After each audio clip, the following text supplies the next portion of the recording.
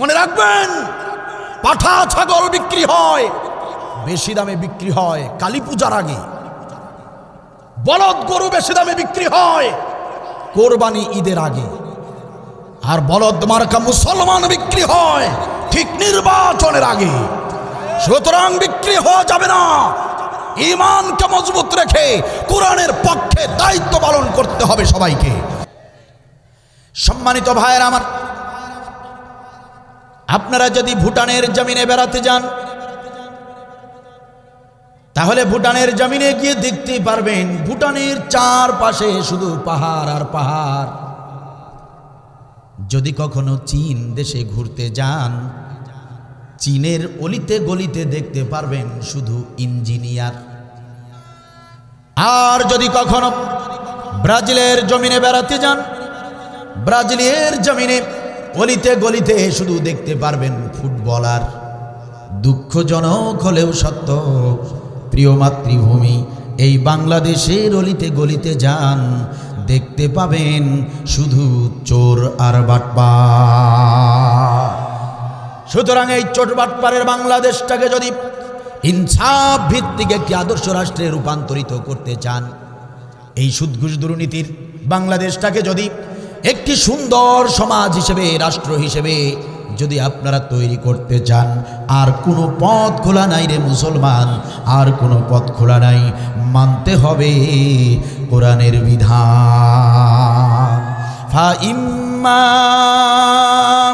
ইয়াতিয়ান্নাকুম মিন্নি হুদান ফামান তাবিআ হুদায়া ফালা খাউফুন আলাইহিম ওয়ালা হুম ইয়াহজানুন। আল্লাহ রাব্বুল আলামিন বলেন, ও পৃথিবীর গোলামেরা শোনো, অতঃপর আমি আল্লাহর পক্ষ থেকে কুরআনুল কারীম নামের গাইডলাইন যাবে, আমি আল্লাহর পক্ষ থেকে হেদায়েত গ্রন্থ যাবে। এই কুরআনুল কারীম যদি তোমরা অনুসরণ করতে পারো, ও পৃথিবীর গোলামেরা, এই কুরআনুল কারীমের বিধান মতো যদি তোমাদের রাষ্ট্র সমাজ, তোমাদের জীবন পরিচালনা করতে পারো, ফালা খাউফুন আলাইহিম ওয়ালা হুম ইয়াহজানুন, চিন্তার কোনো কারণ নাই, হতাশ হবার কোনো কারণ নাই, ভয় পাবার কোনো কারণ নাই। ইহকালীন শান্তি, পরকালীন মুক্তির গ্যারান্টি আমি আল্লাহ রাব্বুল আলামিন। সুবহানাল্লাহ বলবেন না? গ্যারান্টি দিলেন কে? আওয়াজ দিয়ে বলেন, গ্যারান্টি দিয়েছেন কে? আল্লাহর গ্যারান্টি। কোরআন মেনে চলো, ফালা খাউফুন আলাইহিম ওয়ালা হুম ইয়াহজানুন, চিন্তার কোনো কারণ নাই, ভয়ের কোনো কারণ নাই। ইহকালেও শান্তি পাবে, পরকালেও মুক্তি পাবে। সুতরাং বলেন, কোরআনের বিধান, কোরআনের আমল জানার দরকার আছে না নাই? কথা বলেন না কেন? দরকার আছে না নাই?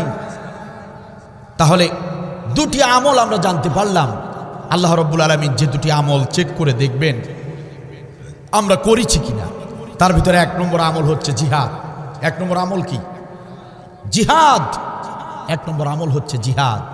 সেই জিহাদের আমল আমরা আজকে জেনে বুঝে মানার চেষ্টা করব, বলেন ইনশাআল্লাহ।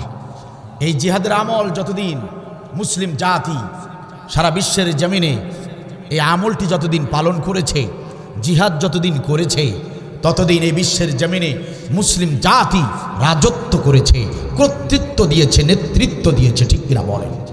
যখনই আমরা এই জিহাদের আমল ছেড়ে দিয়েছি, যখনই আমরা জিহাদকে ভয় পেয়েছি, ঠিক তখনই আমরা মুসলিম জাতি বেঈমান কাফের বিধর্মীদের পায়ের নিচে পিষ্ট হয়েছি। কথা বলেন ঠিক কিনা? সুতরাং প্রিয় ভাইয়ের আমার, একান্ত আপনজনের আমার, শুধু কোরআনের মাহফিলে আসলেই হবে না, শুধু কোরআনের মাহফিলে এসে আলোচনা শুনলেই হবে না, বরং অবশ্যই প্রত্যেককে সিদ্ধান্ত নিয়ে বাড়িতে ফিরতে হবে, শপথ নিয়ে বাড়িতে ফিরতে হবে। প্রিয় মাতৃভূমি বাংলাদেশ 92% মুসলমানের দেশ। এই দেশে আপনাকে আমাকে শান্তির জন্য, ইসলামের জন্য, মানবতার কল্যাণের জন্য আমাদেরকেও জিহাদ করতে হবে। এর বিকল্প আর কোনো পথ খোলা নাই, ঠিক কিনা বলেন? ও আমার প্রিয় ভাইরা, কান খুলে শোনেন। 16 বছরের ফ্যাসিস্ট সরকার, খুনি হাসিনা সরকারকে এদেশের ছাত্র জনতা রক্ত আর জীবন দিয়ে তাদেরকে পালাতে বাধ্য করেছে, ঠিক কিনা বলেন?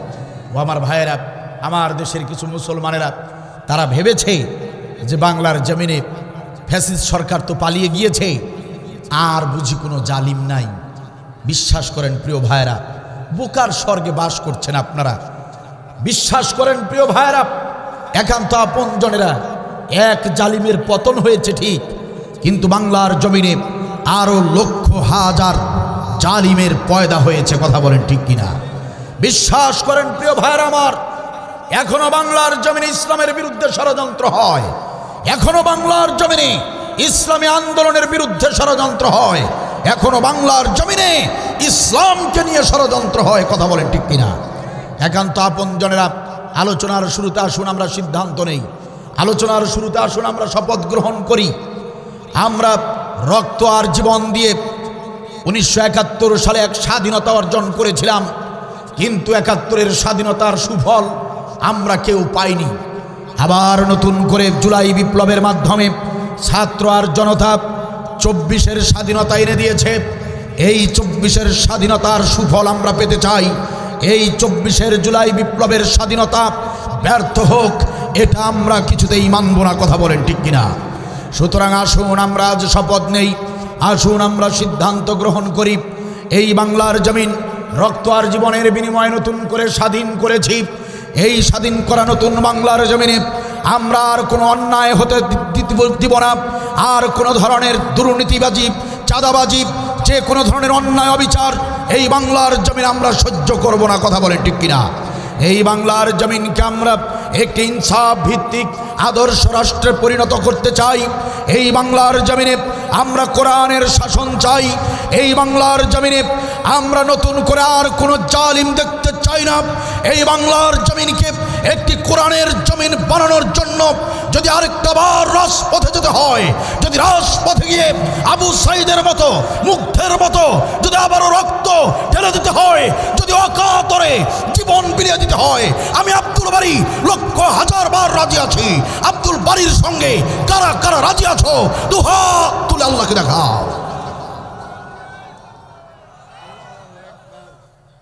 মাশা আল্লাহ, জাযাকাল্লাহু খাইর। প্রিয় ভাইরা আমার, এ জাতি যদি শান্তি চায়, এ জাতির লোকেরা যদি মুক্তি চায়, এই জাতির লোকেরা যদি একটি আদর্শ রাষ্ট্র চায়, বিশ্বাস করেন কোরআনের বিধান মানার বিকল্প আর কোনো পথ খোলা নাই। মানুষের তৈরি করা আইন, ব্রিটিশের তৈরি করা আইন মানুষকে কখনো শান্তি দিতে পারে নাই, পারছে না, কিয়ামত পর্যন্ত পারবে না। ঠিক কিনা বলে? সুতরাং আসুন কোরআন থেকে শুনি আমাদের করতে হবে কি। আল্লাহর কোরআনে সব ডিটেইলস বর্ণনা করা হয়েছে। সম্মানিত ভাইয়ের আমার, আল্লাহ রাব্বুল আলামিন বললেন দুটি আমল অবশ্যই দেখে নেব। এক নম্বর, ও আমার একান্ত আপনজনেরা, আপনাদের মনে প্রশ্ন হতে পারে, হুজুর কুরআনুল কারীমের ভিতরে এত আমল থাকতে আপনি জিহাদ সম্পর্কে আলোচনা কেন শুরু করলেন? জিহাদ সম্পর্কে কেন আলোচনা শুরু করলেন? কুরআনুল কারীমের ভিতরে কত বড় বড় আমলের কথা এসেছে, গুরুত্বপূর্ণ আমলের কথা এসেছে, আপনি সেগুলো বাদ দিয়ে জিহাদ সম্পর্কে আলোচনা কেন করছেন? কারণটা কি? গত 16টি বছর ফ্যাসিস্ট সরকারের আমলে যারাই জিহাদের কথা বলেছে তাদেরকেই সন্ত্রাসী বলে আখ্যা দেওয়া হয়েছে। যারাই জিহাদের আন্দোলন করেছে, যারাই দিন কায়েমের কথা বলেছে, তাদেরকেই মিথ্যা মামলা দিয়ে জেলখানার ভিতরে ঢুকিয়ে রাখা হয়েছে। যারাই জিহাদের স্লোগান দিয়েছে তাদেরকেই জঙ্গি বানিয়ে জেলখানার ভিতরে আটকে রেখেছে। কাউকে কাউকে আয়না ঘরে রেখেছে, আবার কাউকে কাউকে নির্বিচারে হত্যা করেছে, কাউকে কাউকে ফাঁসিতে ঝুলিয়ে মেরেছে। ওগো হুজুর, সেই জিহাদ সম্পর্কে আপনি কি বলতে চান? আসলে জিহাদটা কি? জিহাদ মানে সন্ত্রাসী কর্মকাণ্ড করা নাকি? জিহাদ মানে জঙ্গিবাদী কর্মকাণ্ড করা নাকি? ও আমার প্রিয় ভাইয়েরা, এমন প্রশ্ন যদি আপনাদের কাছে এসে থাকে, আপনাদের মাথায় যদি এসে থাকে, তাহলে জবাবটা শুনে নেন। জিহাদ হলো আরবি শব্দ, জিহাদ হলো আল্লাহর ভাষা, জিহাদ হলো আরবি শব্দ। ইংরেজিতে বলা হয় ট্রাই, বাংলাতে বলা হয় চেষ্টা। ইংরেজিতে বলা হয় ট্রাই, বাংলাতে বলা হয় চেষ্টা করা, আর আল্লাহর ভাষায় সেটাকে বলা হয় জিহাদ। আপনারা যারা এই কোরআনের মাহফিলে এসেছেন, চেষ্টা যদি না করতেন কোরআনের মাহফিলে আসতে পারতেন নাকি? চেষ্টা যদি না করেন এই যে বসে বসে আলোচনা শুনছেন, ও আমার প্রিয় ভাইরা, চেষ্টাটুকু যদি না করেন, কোমরটা সোজা করে উঠে দাঁড়াতে পারবেন নাকি? চেষ্টা যদি না করেন, বাড়িতে ফিরে যেতে পারবেন নাকি? একান্ত আপনজনের আমার বোঝার চেষ্টা করেন। তাহলে উঠতে বসতে খাইতে শুইতে এমন ছোট ছোট কাজ করতে গিয়ে যদি চেষ্টার প্রয়োজন হয়, ও আমার প্রিয় ভাইরা, জবান খুলে বলেন তো দেখি, আল্লাহর এই জমিনে আল্লাহর বিধান কায়েম করবার জন্য চেষ্টার প্রয়োজন আছে না নাই? আল্লাহ রাব্বুল আলামিন সে কথাই কুরআনুল কারীমে বলেছেন। আল্লাহ রাব্বুল আলামিন সে কথাই কুরআনুল কারীমে বলেছেন, গোলামেরা চেষ্টা করো, মানে জিহাদ করো। ও গোলামেরা চেষ্টা করো, আমি আল্লাহর জমিনে আমি আল্লাহর বিধান কায়েম করো। আর এই বিধান কায়েম করতে গিয়ে তোমাদের চেষ্টা করতে হবে, সেই চেষ্টার নাম হলো জিহাদ। এই জন্য আল্লাহ রাব্বুল আলামিন কুরআনুল কারীমের আয়াতে আয়াতে বলেছেন, চেষ্টা করো মানে জিহাদ করো। কুরআনুল কারীমের আয়াতে আয়াতে জিহাদ, কুরআনুল কারীমের পরতে পরতে জিহাদ, কুরআনুল কারীমের পাতায় পাতায় জিহাদ, কুরআনুল কারীমের পৃষ্ঠায় পৃষ্ঠায় জিহাদ। আল্লাহ রাব্বুল আলামিন বারবার বলছেন, গোলামেরা চেষ্টা চালাও, চেষ্টা চালাও। কারণ চেষ্টা না করলে কখনো আল্লাহর জমিনে আল্লাহর বিধান কায়েম হওয়া সম্ভব নয়। ঠিক কিনা বলে? চেষ্টা, প্রাণপণ চেষ্টা করো, যথাসাধ্য চেষ্টা করো। যেভাবে চেষ্টা করলে দিন কায়েম হওয়া সম্ভব, সেইভাবে চেষ্টা করার নাম আল্লাহর ভাষায় জিহাদ। জিহাদ ফি সাবিলিল্লাহ। চিৎকার দেবেন আল্লাহু আকবার। নীলফামারী জেলার মুসলমানেরা কান লাগান। এই কুরআনুল কারীম গবেষণা করে আমি দেখেছি, এই কুরআনুল কারীমের ভিতরে নামাজের নির্দেশ এসেছে 82 বার। এই কুরআনুল কারীমের ভিতরে রোজা রাখার নির্দেশ এসেছে মাত্র 14 বার। এই কুরআনুল কারীমের ভিতরে হজ্জের নির্দেশ এসেছে মাত্র 1 বার। এই কুরআনুল কারীমের ভিতরে যাকাতের নির্দেশ এসেছে 34 বার। আমি আবারও বলছি, মুখস্থ করে নেন প্রিয় ভাইরা আমার। নামাজের কথা, নামাজের নির্দেশ এসেছে 82 বার, রোজার নির্দেশ এসেছে 14 বার, হজ্জের নির্দেশ মাত্র 1 বার, যাকাতের নির্দেশ আলাদাভাবে এসেছে 34 বার। ও আমার প্রিয় ভাইরা, সেই কোরআনের ভিতরে জিহাদ করতে হবে, জিহাদের নির্দেশ এসেছে 917 বার। 917 বার। প্রিয় ভাইয়েরা আমার, 82 বারের নামাজ পড়লেন। ওই যে মুয়াজ্জিন যখন আজান দেয়, হাইয়া আলাস সালাহ, এসো এসো নামাজের দিকে এসো। আপনি যত ব্যস্তই থাকুন না কেন, আপনি কাজ বাজ ফেলে দিয়ে দৌড়ে ছুটে যান মসজিদে, উজু করে আপনি নামাজে দাঁড়িয়ে যান। সেই নামাজের নির্দেশ কোরআনুল কারীমে এসেছে 82 বার। আলহামদুলিল্লাহ, নামাজ অবশ্যই পড়তে হবে, অবশ্যই গুরুত্বপূর্ণ ফরজ আমল। আমার প্রিয় ভাইয়েরা, সেই নামাজের নির্দেশ 82 বার। 82 বারের নির্দেশ মানতে গিয়া এই শীতের রাতে ঠান্ডা পানি দিয়ে উজু করে ফজরের সালাত আদায় করেন। আলহামদুলিল্লাহ, ভালো। ওই যে মাহে রমজানে রোজা রাখার নির্দেশ এসেছে মাত্র 14 বারের নির্দেশ, মাত্র 14 বারের নির্দেশ এসেছে। এই 14 বারের নির্দেশ পালন করতে গিয়া প্রিয় ভাইয়েরা, একটা মাস সারা দিন করে না খেয়ে আমরা রোজা রাখি। 14 বারের নির্দেশ আমরা কষ্ট করে পালন করি। একটা বারের নির্দেশ হজব্রত পালন করা, যাদের উপরে ওয়াজিব হয়েছে, যাদের সামর্থ্য আছে, তারা 7 লক্ষ 7.5 লক্ষ টাকা খরচ করে হজব্রত পালন করি। মাত্র একবারের নির্দেশ। ও আমার প্রিয় ভাইয়েরা, আপনি 82 বারের নামাজ আদায় করলেন, আপনি নামাজের ফরজ হুকুম পালন করলেন, আপনি 14 বারের ফরজ হুকুম রোজা আদায় করলেন। ও আমার প্রিয় ভাইরা, একবারের নির্দেশ হজব্রত পালন করলেন। অথচ কুরআনুল কারীমের ভিতরে 917 বারের ফরজ আমল, প্রত্যক্ষভাবে এবং পরোক্ষভাবে 917 বার জিহাদের নির্দেশ দিয়েছেন আল্লাহ রাব্বুল আলামিন। আপনি সেই 917 বারের জিহাদের আমল করলেন না। 917 বারের সেই জিহাদের আমল আপনার ভালো লাগলো না, আপনার সব ভালো লাগলো, জিহাদের আমল ভালো লাগলো না। 917 বারের ফরজ আমল, জিহাদের আমল নিজেও করলেন না। যারা জিহাদের আমল করে তাদেরকে আপনার ভালো লাগে না, তাদের বিরুদ্ধে আপনি ষড়যন্ত্র করলেন, তাদের বিরুদ্ধে আপনি বিভিন্ন মিথ্যা রটনা রটালেন, আপনি তাদের বিরুদ্ধে বিরুদ্ধাচরণ করলেন।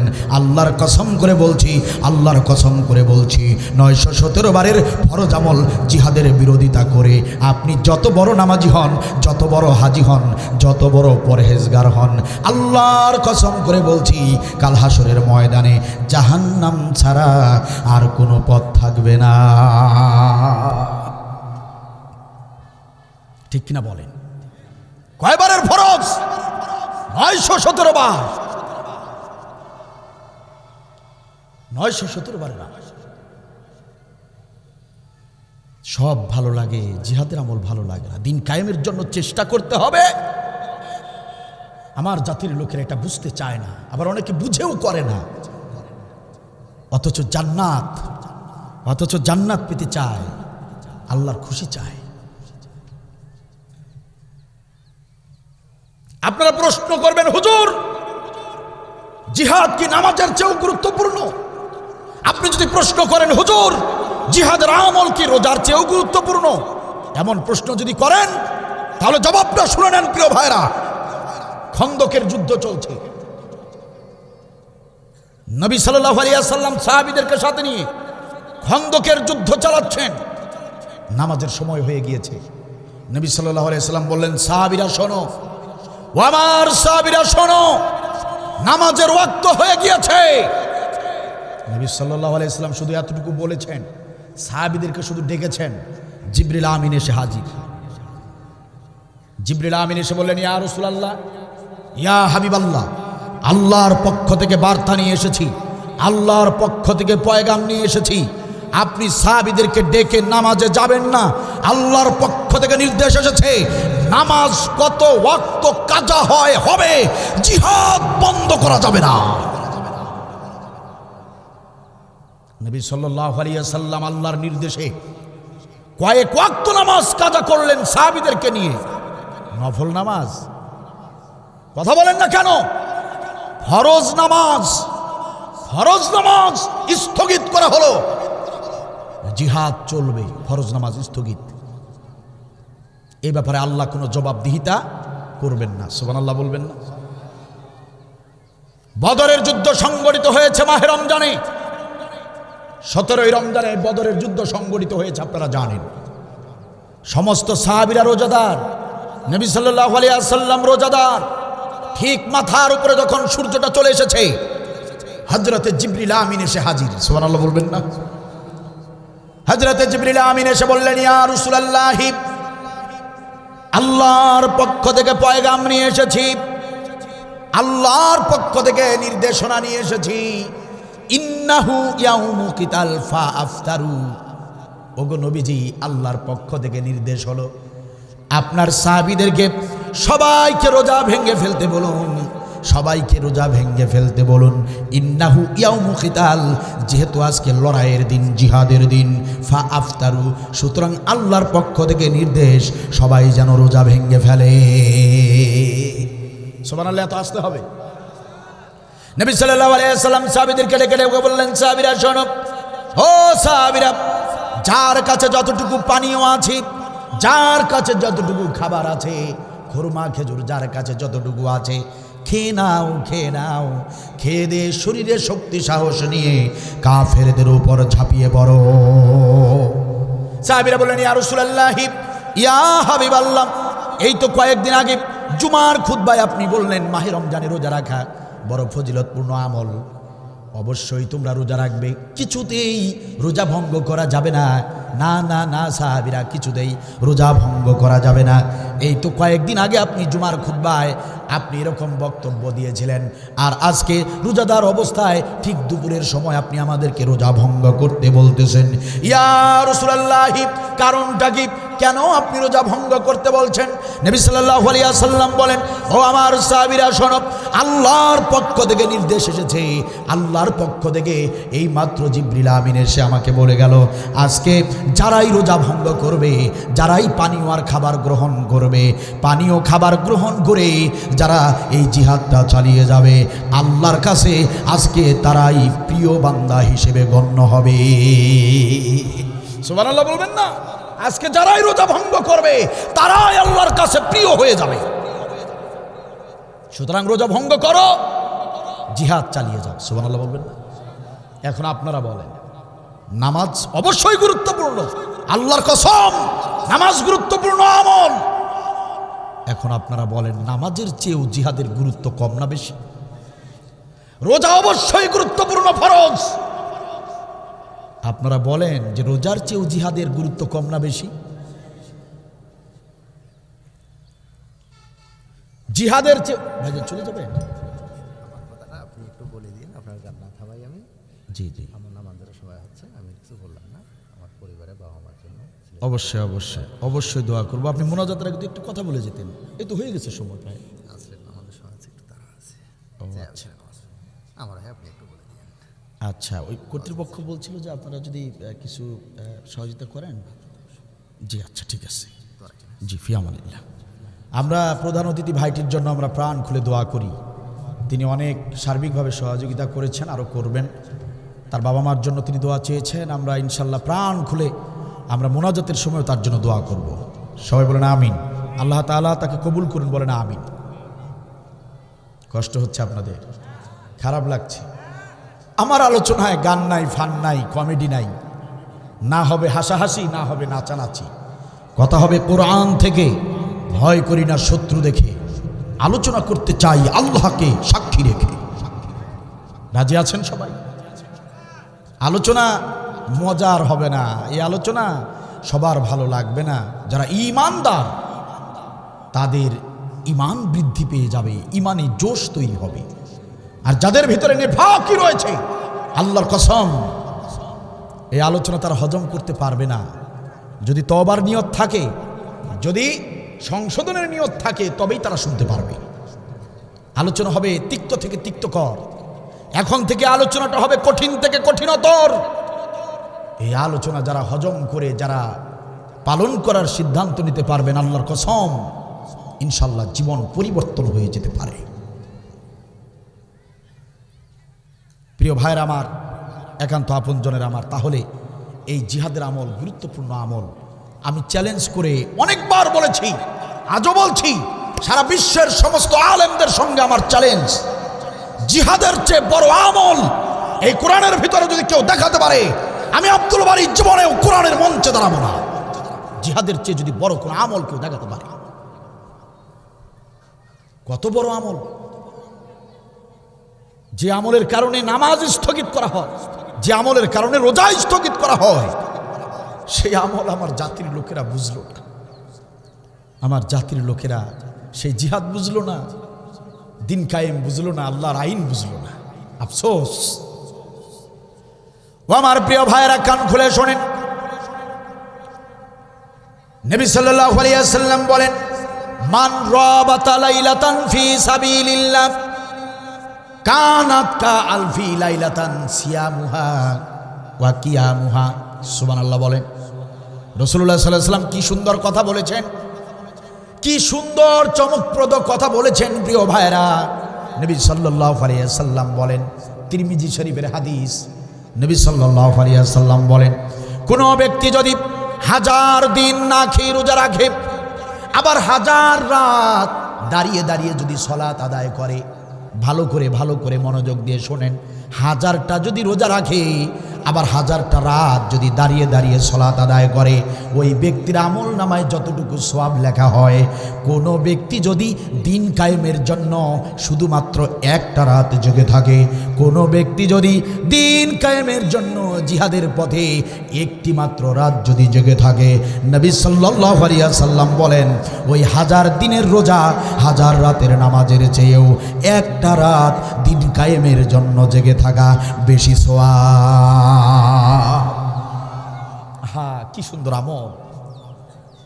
সামনে বসে, পিছনে কেন, সামনে জায়গা আছে তো, আসেন আসেন, সামনে খালি জায়গা পূর্ণ করে। এমন আমল কোথায় পাবেন বলেন ভাইরা? কোথায় পাবেন এমন আমল? কোথায় এক রাত জেগে থাকা দিন কায়েমের পথে, আর কোথায় 1000 দিনের রোজা 1000 রাতের নামাজ। নবী সাল্লাল্লাহু আলাইহি ওয়াসাল্লাম বলেন, ও সাহাবীরা শোনো, উটের দুধ দহন করতে যতটুকু সময় লাগে, আমাদের দেশে উট নাই, কিন্তু আমাদের ঘরে ঘরে গাভী আছে। ও মুসলমানেরা বলেন তো দেখি, একটা গাভীর দুধ দহন করতে কতটুকু সময় লাগে? 20 থেকে 30 মিনিট সর্বোচ্চ, ঠিক কিনা বলেন?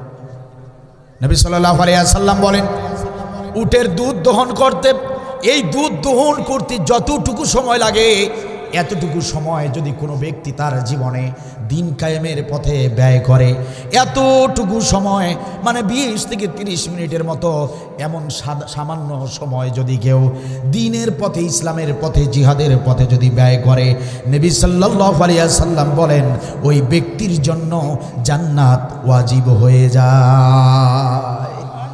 সুবহানাল্লাহি ওয়া বিহামদিহি, সুবহানাল্লাহি ওয়া বিহামদিহি।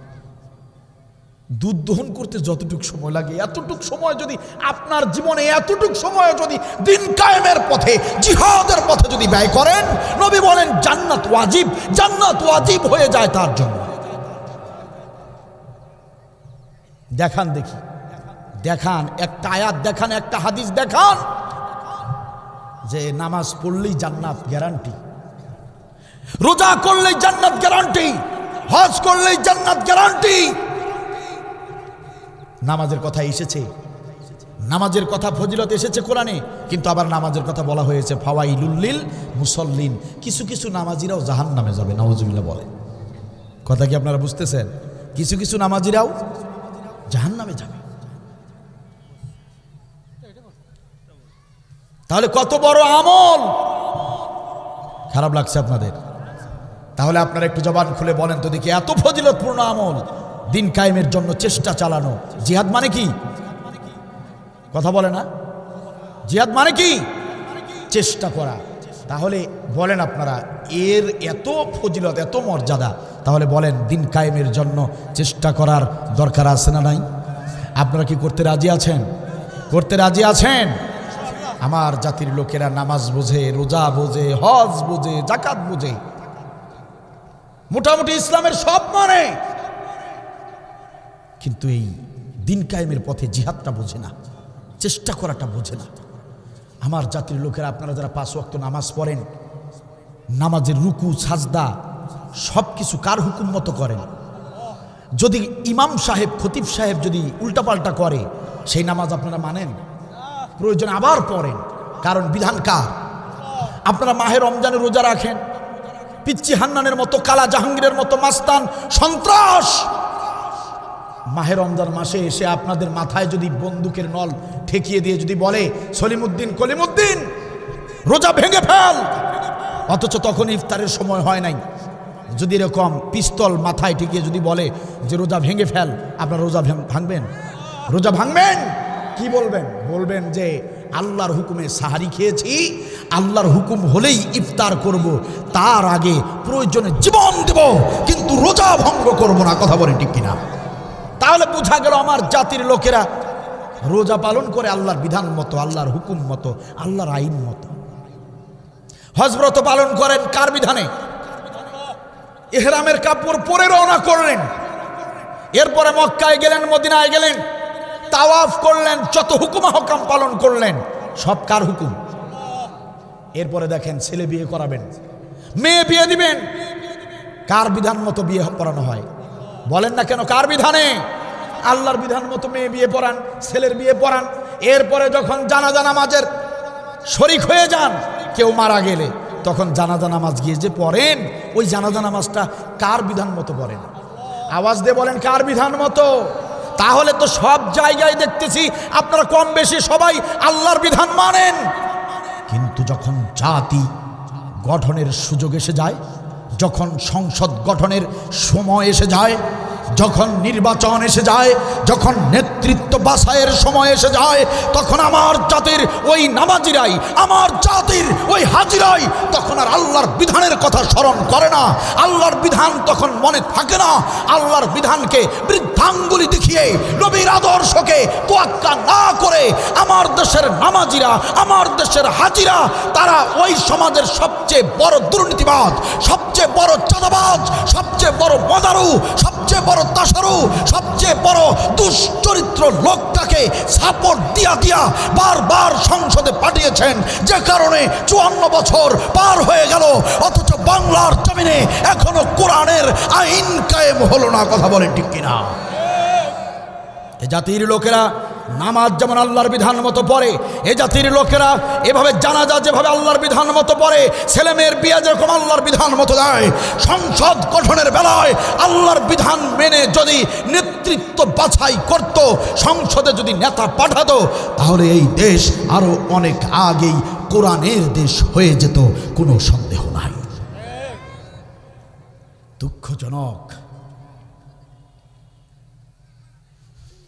দুঃখজনক কথা, আমার জাতির লোকেরা কসকসা দুইটা নোট পেলে আর শাড়ি লুঙ্গি পেলে তাদের সিদ্ধান্ত চেঞ্জ করে ফেলে।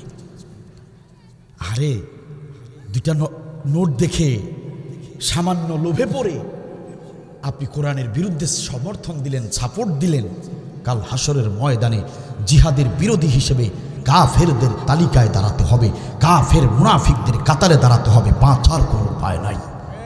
সদ্দু আন সাবিলিল্লাহি আদাল্লা আমালাহুম, হাদিস বলছিল কোরআনুল কারীম সূরা মুহাম্মদ 1 নম্বর আয়াত, সদ্দু আন সাবিলিল্লাহি আদাল্লা আমালাহুম। আল্লাহ বলেছেন যারা দিন কায়েমের বিরোধিতা করবে, আদাল্লা আমালাহুম, তাদের সমস্ত আমল আমি আল্লাহ ধ্বংস করে দেই। নাউজুবিল্লাহ। সুতরাং শুধু কোরআনের মঞ্চে লিল্লাহে তাকবীর স্লোগান দিলেই হবে না, বারবার শুধু হাত তুললেই হবে না, সঠিক সময়ে সঠিক কাজ নিজেদের মতো করে দায়িত্ব নিয়ে করতে হবে, তবেই দেশটা কোরআনের দেশ হবে। ঠিক কিনা বলেন? সুযোগ কিন্তু আসে না বারবার, ও মুসলমান, গর্ব এবার কোরআনের সরকার। সুযোগ কিন্তু আসে না বারবার, ও মুসলমান, গর্ব এবার কোরআনের সরকার। সুযোগ কিন্তু আসে না বারবার, ও মুসলমান, গর্ব এবার কোরআনের সরকার। ঠিক কিনা বলেন? কোথায় রইলেন হাজি গাজী, দিন কায়েমে হয়ে যান রাজি। কোথায় রইলেন হাজি গাজী, কোথায় রইলেন হাজি গাজী, দিন কায়েমে হয়ে যান রাজি। একই ভুল করবেন না বারবার, ও মুসলমান, গর্ব এবার কোরআনের সরকার। সুযোগ কিন্তু আসে না বারবার, ও মুসলমান, গর্ব এবার কোরআনের সরকার। ঠিক কিনা বলেন? কোথায় রইলেন শ্রমিক মজুর, করব মোরা বৈষম্য দূর। কোথায় রইলেন শ্রমিক মজুর, কোথায় রইলেন শ্রমিক মজুর, করব মোরা বৈষম্য দূর। সবাই পাবে, আরে সবাই পাবে ন্যায্য অধিকার, ও মুসলমান, গর্ব মোরা কোরআনের সরকার। সুযোগ কিন্তু আসে না বারবার, ও মুসলমান, গর্ব এবার কোরআনের সরকার। গর্ব এবার কোরআনের সরকার, ও মুসলমান, গর্ব এবার কোরআনের সরকার। ঠিক কিনা বলেন? করতে চান আপনারা মন খারাপ করলেন, কষ্ট পেলেন। আমি কোনো রাজনৈতিক বক্তব্য দিতে আসি নাই। আমি জামাত ইসলামীর দালাল না, আমি বিএনপিরও দালাল না, আমি কোনো দলের দালালি করতে এখানে আসি নাই। আল্লাহর কসম, কোরআনুল কারীমের যে নির্দেশনা, আমি শুধু সেই দিক নির্দেশনার কথাগুলোই বলবো। অযাচিত অপ্রাসঙ্গিক কোনো বক্তব্য আমি এখানে দিতে আসি নাই। আপনারা কেউ আমার শত্রু নন, আমি কোনো দলের পক্ষে বিপক্ষে বলতে আসি নাই। তবে আমাদের সাফ কথা, আমাদের পরিষ্কার কথা, ডাক্তার শফিকুর রহমান ক্ষমতায় যেতে চান, তাহলে কোরআন দিয়ে রাষ্ট্র শাসন করতে হবে। কোরআনের আইন দিয়ে যদি রাষ্ট্র শাসন করেন, তাহলে আমরা আপনার পক্ষে আছি। আপনার পক্ষে থাকা আমাদের ঈমানি দায়িত্ব। তারেক রহমান রাষ্ট্র পরিচালনা করতে চান, তাহলে কোরআনের আইন দিয়ে রাষ্ট্র পরিচালনা করতে হবে। তারেক রহমান যদি কোরআনের পক্ষে কাজ করে, তার পক্ষে কাজ করা আমাদের ঈমানি দায়িত্ব। কথা বলেন ঠিক কিনা? পীর সাহেব চরমনায় আল্লামা মামুনুল হক যদি রাষ্ট্র পরিচালনা করতে চায়, আমাদের দাবি শুধু একটাই, কোরআন দিয়ে রাষ্ট্র পরিচালনা করতে হবে। কথা বলেন ঠিক কিনা? আমরা জামাত বুঝি না, বিএনপি বুঝি না, আমরা চরমনাই বুঝি না, আমরা শুধু বুঝি এবার সরকার যারা গঠন করবে কোরআনের আইন দিয়ে দেশ চালাতে হবে। তা যদি না করা হয়, আমরা সাধারণ মানুষেরা কৃষিকাজ ছেড়ে দিয়ে, বাড়ি ঘরে তালা দিয়ে, রাজপথে কাফনের কাপড় মাথায় বেঁধে আন্দোলনে নামবো। আমরা মানুষের তৈরি আইন দিয়ে এ দেশ চালাতে দিব না, দিব না। কে একমত? দুহাত তুলে আল্লাহকে দেখা। মাশা আল্লাহ, আল্লাহ আপনাদের হাতগুলো কবুল করুন। আমরা কোনো দল বুঝি না, আমরা বুঝি কোরআন। ঠিক কিনা বলেন? যারা কোরআনের পক্ষে আমরাও তাদের পক্ষে, যারা কোরআনের বিপক্ষে আমরাও তাদের বিপক্ষে। এখন আসেন, কে আসেন আসেন, ক্ষমতায় বসেন, আমাদের আপত্তি নেই। আমরা শুধু চাই কোরআন দিয়ে দেশ চলুক। কষ্ট হলো আপনাদের, খারাপ লাগছে আপনাদের। তাহলে নির্দেশ কার? দেখেন আল্লাহ কি বলেছেন কোরআনুল কারিমে জিহাদ সম্পর্কে। দেখেন আল্লাহ আরো কত কি বলেছেন, শোনেন। আল্লাহ রাব্বুল আলামিন বলেন, গোলামেরা শোনো, ইয়া আইয়ুহাল্লাযীনা আমানু হাল আদুল্লুকুম আলা তিজারাতিন তুজিকুম মিন আযাবিন আলীম। ও আমার ইমানদার গোলামেরা শোনো, আমি আল্লাহ রাব্বুল আলামিন এমন একটি আমলের কথা কি বলবো না, এমন একটা ব্যবসার কথা কি তোমাদেরকে বলবো না, যে ব্যবসা করলে তথা যে আমলটি করলে তুজিকুম মিন আযাবিন আলীম, জাহান্নামের কঠিন শাস্তি থেকে তোমরা রেহাই পেয়ে যাবে। এমন একটি আমলের কথা আমি আল্লাহ কি তোমাদেরকে বলবো না, যে আমলটি করলে জাহান্নাম তোমাদের জন্য হারাম হয়ে যাবে।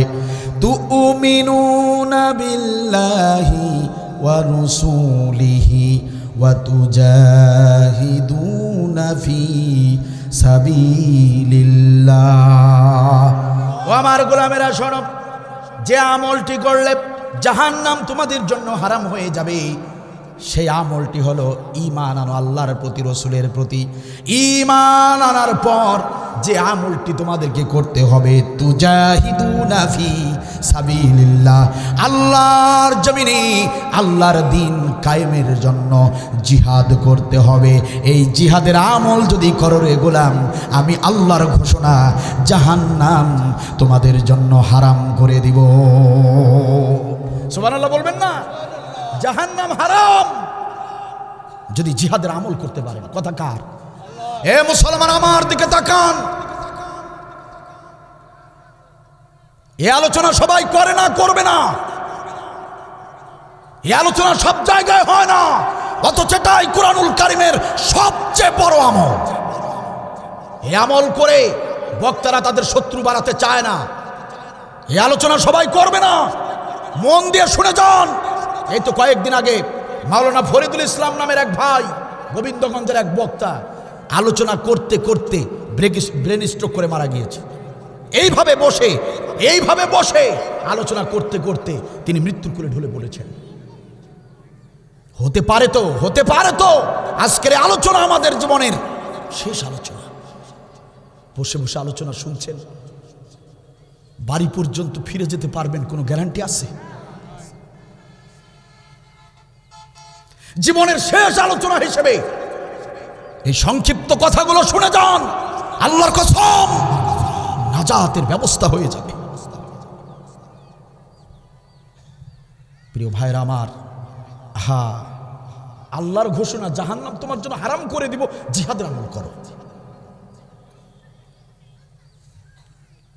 আল্লাহ রাব্বুল আলামিন বললেন, গোলামেরা শোনো, ইন্নাল্লাহা ইউহিব্বুল্লাযীনা ইউকাতিলুনা ফী সাবিলিহি সফফান কান্নাহুম বুনিয়ানুম মারসুস।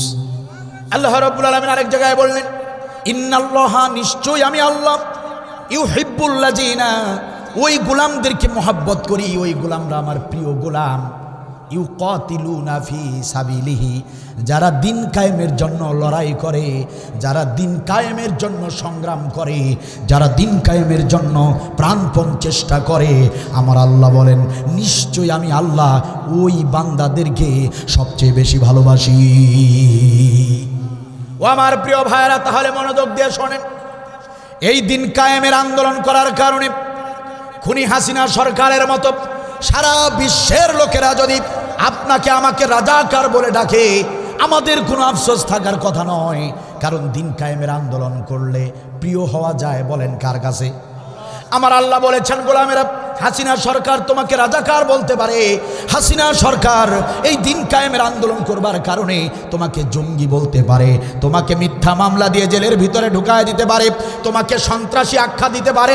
পৃথিবীর সমস্ত নাফরমান, পৃথিবীর সমস্ত কাফেররা এই দিন কায়েমের আন্দোলন করার কারণে, এই জিহাদের আমল করার কারণে তোমাদেরকে বিভিন্ন মামলা হামলা দিয়ে তোমাদের বিরুদ্ধে অপবাদ দিতে পারে, পৃথিবীর কাফেররা তোমাদেরকে গালি দিতে পারে, কিন্তু আমি আল্লাহ বলে দিচ্ছি, গোলামেরা শোনো, আমি আল্লাহ বলে দিচ্ছি, আমি আল্লাহর ঘোষণা, সারা পৃথিবীর মানুষ কি বলে বলুক, আমি আল্লাহ বলে দিলাম রে গোলাম, এই জিহাদের আমল তোমরা যারা করবে তোমরাই হবে আমার প্রিয় গোলাম। প্রিয় হবেন কার? তাহলে আল্লাহর যদি প্রিয় হতে চান, তাহলে কে খুশি হলো আর কে বেজার হলো সেটা আমাদের দেখার বিষয় নয়, আমরা শুধু আল্লাহর খুশি চাই। কে আপনার আমার এই জিহাদের আন্দোলন করার কারণে আপনার বিরুদ্ধে গেল, আমার বিরুদ্ধে গেল, সেটা আমাদের দেখার সময় নাই। আমরা শুধু দেখতে চাই কাকে? আমরা শুধু আল্লাহকে দেখতে চাই, আল্লাহর হুকুম আমরা সেটা পালন করব, যে কাজ করলে আল্লাহ খুশি। আল্লাহ বলেছেন প্রিয় গোলাম, মহব্বতের গোলাম হতে চাও তাহলে জিহাদ করো। আমরা মহব্বতের হতে চাই আল্লাহর। আমরা পৃথিবীর কারো মানুষের মহব্বত না হলেও আমাদের চলবে, আমরা চাই আল্লাহর মহব্বত। ঠিক কিনা বলেন? ঠিক কিনা বলেন? সেই আমল বাদ দিয়া কেমনে দূরে থাকেন? সেই আমল বাদ দিয়া কেমনে মানুষের তৈরি করা মতবাদের দলের পিছনে ছোটেন? কেমনে পারেন? কেমনে পরিচয় দেন আপনি মুসলমানের সন্তান?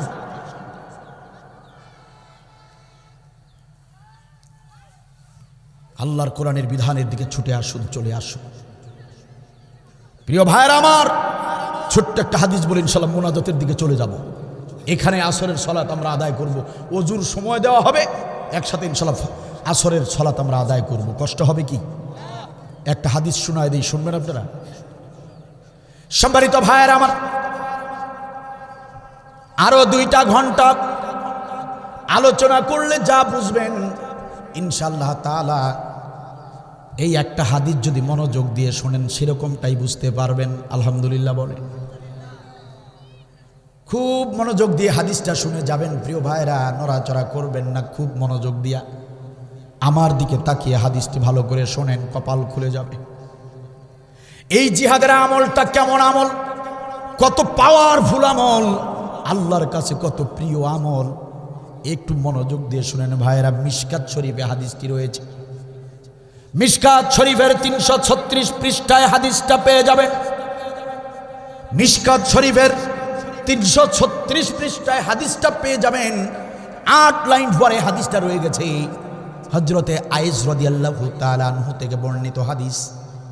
হযরতে আয়েশ রাদিয়াল্লাহু তাআলা আনহু তিনি বর্ণনা করেন, একদিন একজন সাহাবী নবীর দরবারে এসে বললেন, ইয়া রাসূলুল্লাহ, ইয়া হাবিবাল্লাহ, ওই যে মরু প্রান্তরের ওপারে দূরবর্তী একটি ছোট্ট গ্রাম রয়েছে, ওই গ্রামে আপনার একজন সাহাবী গত রাতে ইন্তেকাল ফরমায়েছে।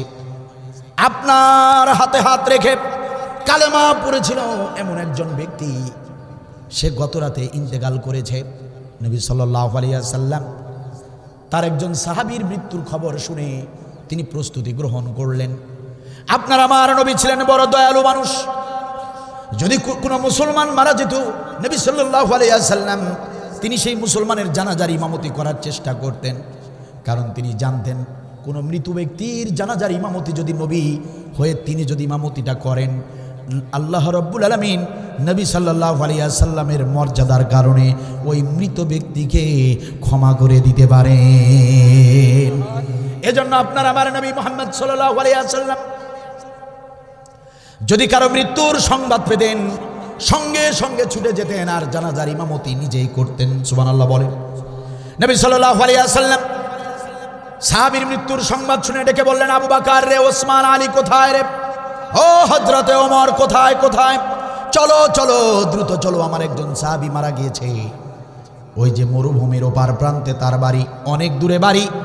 ওই গ্রামের একজন সাহাবী নাকি মারা গিয়েছে। দেরি করো না, দেরি করো না, চলো সবাই মিলে তার জানাজায় অংশগ্রহণ করি। নবী সাল্লাল্লাহু আলাইহি ওয়াসাল্লাম সাহাবীদেরকে সাথে নিলেন, রওনা করলেন মৃত ব্যক্তির বাড়ির দিকে। সম্মানিত ভাইয়েরা আমার, মরুর পথ হেঁটে হেঁটে পাড়ি দিয়ে নবী সাল্লাল্লাহু আলাইহি ওয়াসাল্লাম এবং তার সাহাবীরা যখন ওই গ্রামে চলে গেলেন, যে গ্রামের মৃত ব্যক্তি, যে গ্রামের সাহাবী মারা গিয়েছে, সেই গ্রামে যখন ঢুকে পড়লেন নবী সাল্লাল্লাহু আলাইহি ওয়াসাল্লামের সঙ্গে ওই গ্রামের একজন সাহাবীর সঙ্গে দেখা হয়ে গেল। সাহাবী ডাকতে বলেন, ইয়া রাসূলুল্লাহ, ইয়া হাবিবাল্লাহ, হঠাৎ করে আপনি আমাদের গ্রামে এসেছেন, কারণটা কি? কোনো সংবাদ দেন নাই, কোনো ধরনের খোঁজ খবর না নিয়েই হঠাৎ করে আপনি চলে এসেছেন। যদি সংবাদ দিতেন আমরা গ্রামবাসী আপনাকে অভ্যর্থনা জানাতাম। হঠাৎ করে আপনি আমাদের গ্রামে কেন? নবী সাল্লাল্লাহু আলাইহি ওয়াসাল্লাম বললেন, সাহাবীরে, ও সাহাবীরে, তুমি কি জানো না, তুমি কি শোনো নাই, তোমাদের এই গ্রামে নাকি আমার একজন মুসলমান সাহাবী মারা গিয়েছে। আমি তো আমার সেই মৃত সাহাবীর জানাজার ইমামতি করতে এসেছি। এই গ্রামের সাহাবী ডাকতে বলেন, ইয়া রাসূলুল্লাহ, আপনি না জেনে এসেছেন, কেন এসেছেন? না না না, আপনি যার জানাজা নামাজ পড়াতে এসেছেন তার জানাজা নামাজ পড়ানো যাবে না। আপনি যার জানাজা নামাজ পড়াতে এখানে ছুটে এসেছেন, নবী আপনি তো খবর জানেন না। আপনি যার জানাজায় এসেছেন ওই ব্যক্তি আপনার হাতে হাত রেখে কালেমা পড়ে মুসলমান হয়েছে ঠিক, কিন্তু জীবনে কোনোদিন এক ওয়াক্ত নামাজ পড়ে নাই, রোজা করতে দেখি নাই, হজ করতে দেখি নাই, ভালো কোনো আমল করতে দেখি নাই, জীবনে কোনো নেক আমল করে নাই।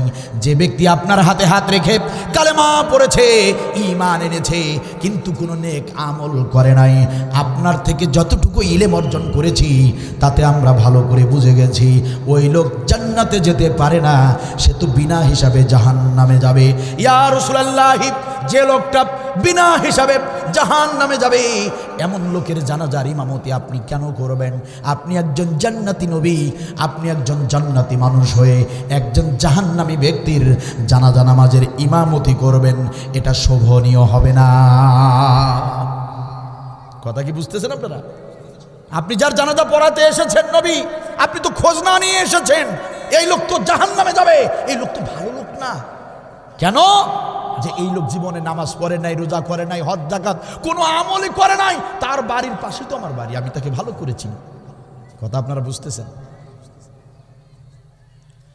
নবী সাল্লাল্লাহু আলাইহি ওয়াসাল্লাম মনে বড় কষ্ট পেলেন, মনটা খারাপ হয়ে গেল। নবী সাল্লাল্লাহু আলাইহি ওয়াসাল্লাম বলেন, সাহাবীরে বাধা দিও না। এসেই যখন পড়েছি মৃত ব্যক্তির বাড়ি পর্যন্ত যাই, চলো চলো মৃত ব্যক্তির বাড়িতে ঢুকে যাই। নবী সাল্লাল্লাহু আলাইহি ওয়াসাল্লাম সাহাবীদেরকে নিয়ে মৃত ব্যক্তির বাড়ির ভিতরে ঢুকে পড়লেন। তিনি ভিতরে গিয়ে দেখলেন সমস্ত কাজ কমপ্লিট হয়ে গিয়েছে। তিনি দেখতে পেলেন মৃত ব্যক্তিকে গোসল করানো হয়েছে, কাফন পরানো হয়েছে, খাটিয়ার উপরে শুইয়ে রাখা হয়েছে, এখন শুধু দাফন করা বাকি, জানাজা নামাজটা বাকি। নবী সাল্লাল্লাহু আলাইহি ওয়াসাল্লাম একটুখানি অপেক্ষা করলেন, ওই বাড়িতে কিছুক্ষণ বসলেন। ও আমার প্রিয় ভাইয়েরা, আরো কয়েকজন সাহাবী নবী সাল্লাল্লাহু আলাইহি ওয়াসাল্লামকে এসে বললেন, কানে কানে বললেন, ইয়া রাসূলুল্লাহ, ইয়া হাবিবাল্লাহ, তথ্য, সঠিক তথ্য, এই লোকটি জীবনে নামাজ, রোজা, হজ, যাকাত কোনো ধরনের ভালো কাজ করে নাই, আপনি তার জানাজা পড়াবেন না। যদি জানাজা পড়াতেই হয় আপনার কোনো সাহাবী দিয়ে পড়ান, কারণ এই ব্যক্তি বিনা হিসেবে জাহান্নামে যাবে। এলাকার সব লোকে এই কথা বলতেছে। নবী সাল্লাল্লাহু আলাইহি ওয়াসাল্লাম তিনি দেখতে পেলেন কিছুক্ষণ পরে ওই গ্রামের মুসলমানেরা সবাই চলে এসেছে জানাজা নামাজ পড়বার জন্য। আশেপাশের মুসলমানেরা সমবেত হয়ে গিয়েছে, সবাই একত্র হয়েছে। নবী সাল্লাল্লাহু আলাইহি ওয়াসাল্লাম সাহাবীদেরকে দেখে নবী সাল্লাল্লাহু আলাইহি ওয়াসাল্লাম বললেন, সাহাবীরা শোনো, ও আমার সাহাবীরা, তোমরা যারা জানাজা পড়তে এসেছো, তোমরা যারা এই মৃত ব্যক্তির প্রতিবেশী, তোমরা অনেকেই এসেছো, তোমাদের অপেক্ষায় আমি বসেছিলাম। ও আমার সাহাবীরা, আমি তোমাদেরকে একটা প্রশ্ন করতে চাই, তোমরা অবশ্যই আমাকে প্রশ্নের জবাবটা দিবা। ও আমার উপস্থিত সাহাবীরা, এই যে দেখো খাটের উপর শুয়ে আছে লাশ হয়ে, এই ব্যক্তি আমার হাতে হাত রেখে কালেমা পড়ে ইসলাম গ্রহণ করেছিল। আমি যখন তার মৃত্যুর সংবাদটা শুনলাম, আমি একটুও দেরি করি নাই, ছুটে চলে এসেছি। এই সাহাবীর জানাজার ইমামতি করব বলে আমি এসেছি। কিন্তু আমি এখানে আসার পর জানতে পেলাম, আমার এই সাহাবী কালেমা পড়েছিল ঠিক, কিন্তু কোনো ভালো আমল করে নাই। নামাজ রোজা হজ জাকাত কোনো আমল নাকি সে কোনো দিন করে নাই। এলাকার অনেক লোকেরাই বলেছে সে জাহান্নামে যাবে, অনেক লোকে সাক্ষী দিয়েছে এই লোক জাহান্নামে যাবে, অনেকেই বলেছে নবী আপনি ইমামতি করবেন না। ও আমার সাহাবীরা, ও আমার সামনে উপস্থিত সাহাবীরা, আমি তোমাদের কাছে জানতে চাই, তোমাদের ভিতরে এমন একজন সাহাবী আছো নাকি, এমন একজন কেউ আছো নাকি একটা ভালো কাজের সাক্ষী দিতে পারবা? আমার এই মৃত সাহাবী তার জীবদ্দশায় একটা ভালো কাজ করেছে, একটা নেক আমল করেছে, এমন সাক্ষী তোমরা কেউ দিতে পারবা নাকি? কে আছো? একজন কে আছো এমন একটা ভালো কাজের সাক্ষী দিবা? আমার এই সাহাবী জীবনে একটা ভালো কাজ করেছে, এরকম একটা সাক্ষী তোমরা দিবা? কে আছো এমন? বলো দেখি, কে আছো? একটা ভালো কাজের সাক্ষী দাও। নবীর কথা শুনে সমস্ত সাহাবীরা মাথা নিচু করে দাঁড়িয়ে রইলেন, নীরব নিস্তব্ধ হয়ে গেল সবাই। এই মৃত সাহাবীর একটা ভালো কাজের সাক্ষী খুঁজে পাওয়া যাচ্ছে না। ও আমার প্রিয় ভাইয়েরা, পিছনের কাতার থেকে একজন হাত তুলে বললেন, ইয়া রাসূলুল্লাহ, ইয়া হাবিবাল্লাহ, ওই যে মৃত ব্যক্তি আপনার সামনে লাশের উপর, খাটের উপর লাশ হয়ে শুয়ে আছে, ওই মৃত ব্যক্তি একটি ভালো কাজ করেছিল, আমি সেটা নিজ চোখে দেখেছি। নবী সাল্লাল্লাহু আলাইহি ওয়াসাল্লাম বললেন, দেরি করো না রে, দেরি করো না, ও সাহাবী দেরি করো না, বলো বলো কি এমন আমল তুমি দেখেছো? তাড়াতাড়ি করে বলো, আমার এই সাহাবী কি এমন ভালো কাজ করেছে, বলো তাড়াতাড়ি করে বলো। সাহাবী বললেন, ইয়া রাসূলুল্লাহি, ইয়া হাবিবাল্লাহ, এই তো কয়েকদিন আগের ঘটনা, এই তো কিছুদিন আগের ঘটনা, আপনার নির্দেশে আমরা কাফের বেঈমানদের বিরুদ্ধে জিহাদের ময়দানে গিয়েছিলাম। আপনার নির্দেশে আমরা মুজাহিদরা কাফের বেঈমানদের বিরুদ্ধে জিহাদের ময়দানে অবতীর্ণ হলাম, কাফের বেঈমানদের সঙ্গে যুদ্ধ করলাম, কাফেরদেরকে কতল করে করে জাহান্নামে পাঠিয়ে দিয়ে কালিমার পতাকা উড্ডীন করে বিজয় অর্জন করে আমরা মুজাহিদ সাহাবীরা বাড়ির দিকে যখন ফিরতেছিলাম, আমরা মুজাহিদ সাহাবীরা বিজয় অর্জন করে যখন বাড়ির দিকে ফিরতেছিলাম, প্রতিমধ্যে রাত হয়ে গেল। রাত হয়ে যাবার কারণে আমরা যাত্রা বিরতি করলাম, কারণ আপনি আগেই বলে দিয়েছিলেন, ও মুজাহিদরা রাতের বেলা তোমরা রাস্তায় থাকবা না, কারণ মুজাহিদদের শত্রু থাকে চতুর্দিকে, রাস্তায় যদি থাকো শত্রুরা আক্রমণ করতে পারে। আপনি বারবার বলেছিলেন রাত যদি হয়ে যায়, রাস্তায় যদি রাত হয়ে যায়, তোমরা রাস্তা থেকে সরে যাবা, তাঁবু স্থাপন করবা, যাত্রা বিরতি করে তাঁবুর নিচে রাত কাটিয়ে সকালবেলা আবার রওনা করবা। ওগো নবীজি, আপনার নির্দেশ মতো যখন রাত হয়ে গেল, আপনার নির্দেশ মতো আমরা যাত্রা বিরতি করলাম, পাশে একটা মরুভূমি দেখতে পেলাম, সেই মরুভূমিতে তাঁবু স্থাপন করলাম। তাঁবু স্থাপন করার পর আমরা মুজাহিদ সাহাবীরা শুয়ে পড়লাম। ইয়া রাসূলুল্লাহ, ইয়া হাবিবাল্লাহ, আমরা তো মুজাহিদ সাহাবী, জিহাদের ময়দান থেকে ফিরেছি, আমাদের কারো হাত কাটা, কারো পা কাটা, কারো মাথা ফাটা, আমরা তো আহত মানুষ, অসুস্থ মানুষ। আমরা তাঁবু স্থাপন করে যার যার মতো সবাই লাইন ধরে শুয়ে পড়লাম। আমাদের খুব তাড়াতাড়ি ঘুম ঘুম ভাব চলে এসেছে। আমরা যখন ঘুমিয়ে পড়ব, আমরা যখন ঘুমিয়ে পড়ব, ঘুম ঘুম ভাব যখন চলে এসেছে, ইয়া রাসূলুল্লাহি, ইয়া হাবিবাল্লাহ, হঠাৎ করে আমরা চমকে উঠলাম, হঠাৎ করে আমরা সবাই আতঙ্কিত হয়ে গেলাম, কারণ তাঁবুর পাশে একটা জঙ্গল, আর সেই জঙ্গল থেকে হিংস্র প্রাণীরা গর্জন দিচ্ছিল। হিংস্র প্রাণীদের গর্জন শুনে আমরা আতঙ্কিত হয়ে গেলাম। এই রাতের গভীরে ওই হিংস্র প্রাণীরা মানুষের গন্ধ পেয়ে তাঁবুর ভিতরে যদি ঢুকে যায় আমাদেরকে খাবলে খাবলে খাবে, বাঁচার তো কোনো উপায় থাকবে না। জিহাদের ময়দান থেকে বিজয় ছিনিয়ে এনেছি, না না না, এই তাঁবুর ভিতর থেকে পশুদের হাত থেকে তো বাঁচার কোনো উপায় থাকবে না। ইয়া রাসূলুল্লাহ, ইয়া হাবিবাল্লাহ, আমরা বড় বিপদে পড়ে গেলাম, বেকায়দায় পড়ে গেলাম।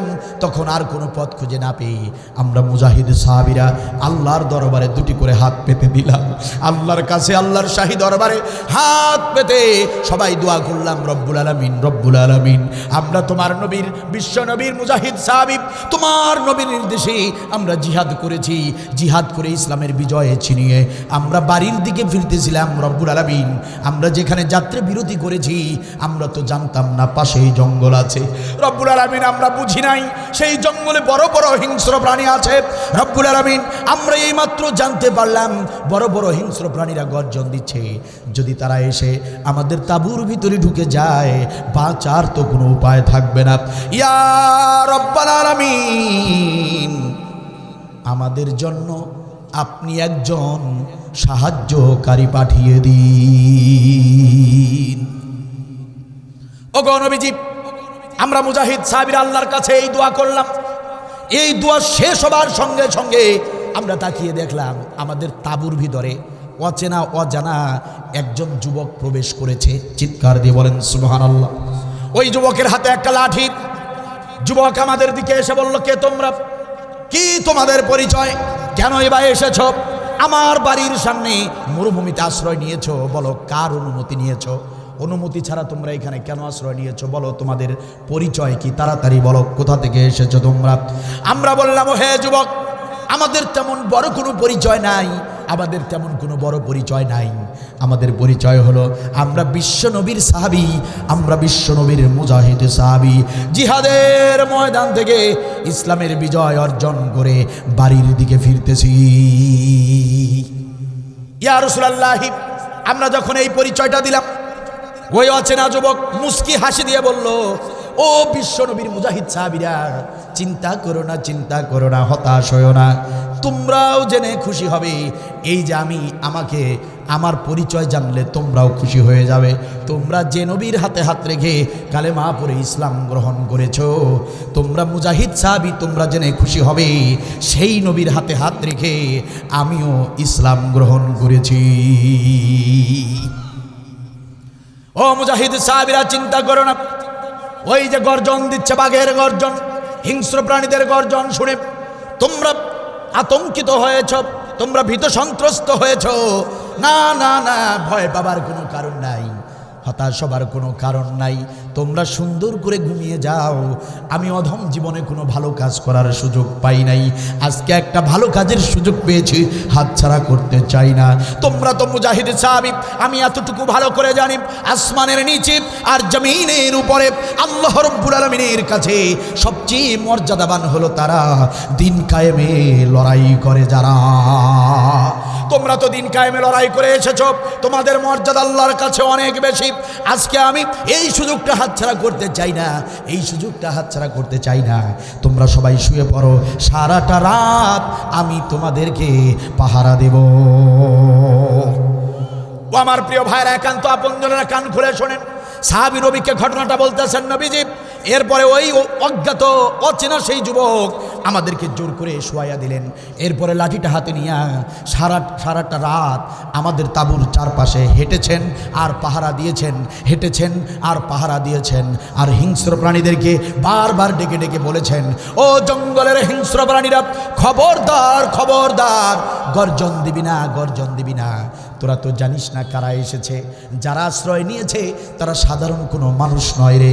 ও পশু প্রাণীরা শোনো, এরা হলো বিশ্ব নবীর মুজাহিদ সাহাবী, জিহাদের ময়দান থেকে ফিরেছে। ও হিংস্র প্রাণীরা, তারা অসুস্থ মানুষ, আহত মানুষ, ডিস্টার্ব করিস না, ডিস্টার্ব করিস না, গর্জন দিবি না। এরা ঘুমাবে, ঘুমের বেলায় কোনো ধরনের বেয়াদবি করিস না। যদি খুব বেশি খিদে লেগে যায় তবে চলে আয়, আমি অধম গুনাহগার, আমার শরীরটা খেয়ে যা, কিন্তু খবরদার খবরদার, জিহাদের সৈনিকদের ঘুমের ভিতরে বিরক্ত করিস না। ইয়া রাসূলুল্লাহ, আমরা কখন ঘুমিয়ে পড়েছি টের পাই নাই। আপনার ওই সাহাবী সারা রাত আমাদেরকে পাহারা দিয়েছে।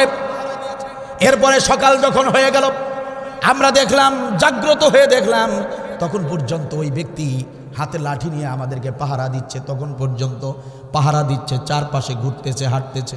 ইয়া রাসূলুল্লাহি, ইয়া হাবিবাল্লাহ, এই জিহাদের সৈনিকদেরকে একটা রাত নিরাপত্তা দিয়েছেন যিনি, জিহাদের সৈনিকদেরকে একটা রাত পাহারা দিয়েছেন যিনি, আর কেউ নয়, আর কেউ নয়, ওই যে আপনার সামনে খাটিয়ার উপরে লাশ হয়ে শুয়ে আছেন যিনি, আমাদেরকে একটা রাত পাহারা দিয়েছেন তিনি।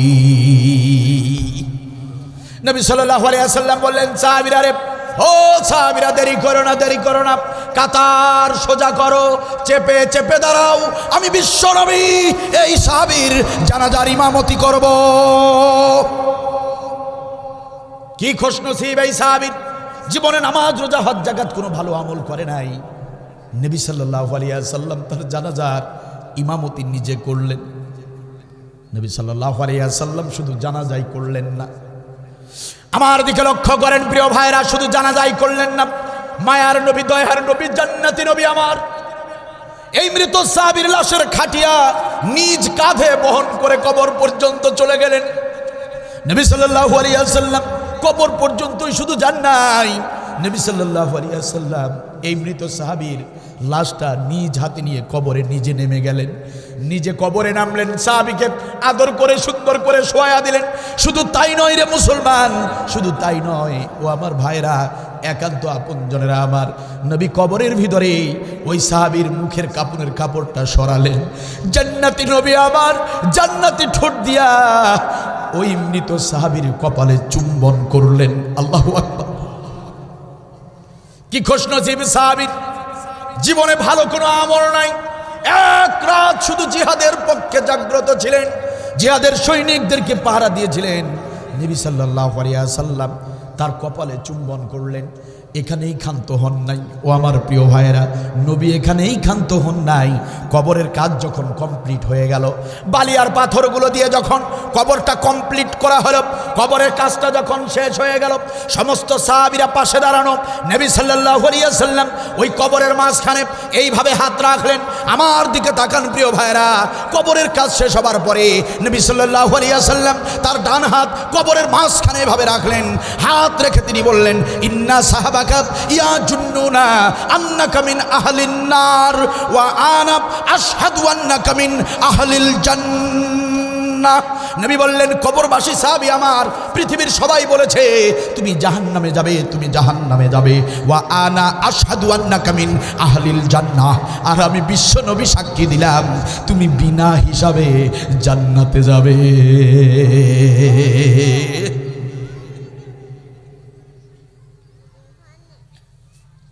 একটা রাতের একটা আমল আল্লাহর কাছে কত ভালো লেগেছে। জীবনে কোনো আমল নাই এই সাহাবীর, এক রাতের একটা আমল, জিহাদের সৈনিকদেরকে শুধু পাহারা দিয়েছেন। সারা জীবনের সমস্ত গুনাহ আল্লাহ মাফ করে দিয়া নবীর মুখ দিয়ে জান্নাতের সুসংবাদ দিয়েছেন। সুবহানাল্লাহ বলেন। প্রশ্ন করতে চাই প্রিয় নীলফামারী জেলার মুসলমানেরা ও জলঢাকা উপজেলার মুসলমানেরা, এই বাংলার জমিনে দিন কায়েম করতে গিয়ে যদি আমাদেরকে রক্ত ঝরাতে হয়, যদি গালি শুনতে হয়, যদি আবারও বারবার জেলখানায় যেতে হয়, এই জিহাদের কাজ করতে গিয়ে, এই বাংলার জমিনটাকে কোরআনের দেশ বানাতে গিয়ে যদি ফাঁসিতে ঝুলতে হয়, যদি অকাতরে জীবন বিলিয়ে দিতে হয়, তবুও সেই জিহাদের পথে কারা কারা থাকতে চান দুহাত তুলে আল্লাহকে দেখান।